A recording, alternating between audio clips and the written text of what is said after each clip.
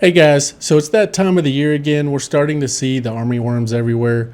So if you notice dry spots or anything like that popping up in your yard and it doesn't look right, there's a chance it could be. Here's what they look like, and they will get up on your house. They'll eat all your grass, and they're called armyworms for a reason because they can eat basically your entire lawn in a day. Now they're mainly just after the Bermuda.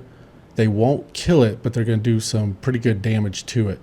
It'll take a while for it to recover, and but it'll recover. It's just they work quickly. If they're in your neighbor's yard, they will migrate over to yours.